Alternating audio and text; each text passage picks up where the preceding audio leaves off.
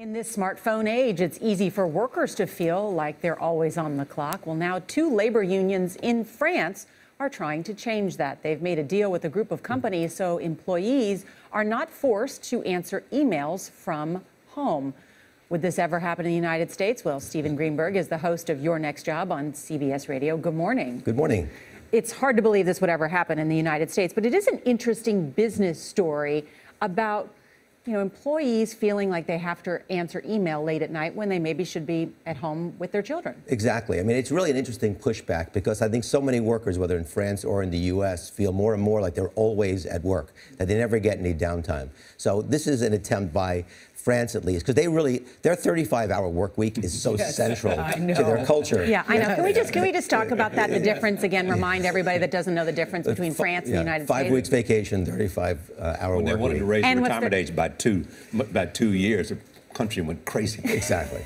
So basically, the French just care about their workers more than Americans do. Is that what you're saying? I think a lot of it's just culturally based. Here in the U.S., if you try to pass something like that here in the U.S., I think a lot of the workers might feel uncomfortable with it. I mean, some might be very happy, but there's this this work hard, play hard mentality in this country, and people view working late at night or on weekends almost as a badge of honor. Yes. And so you almost feel like you're more valued as a worker if, in fact, your boss is texting you at night, that you feel validated in some way. That doesn't exist in other countries. We had a survey recently that said that 90% of Americans have their smartphones with them 24/7, no more than 3 feet away. I know that that's true. Right. So do you think that Americans, just the corporate culture here, you said, is really too efficient?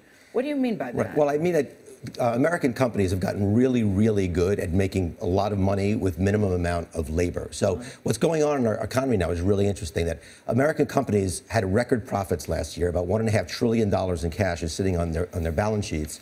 And yet wages is a smaller percentage of those revenues than ever before in recorded history.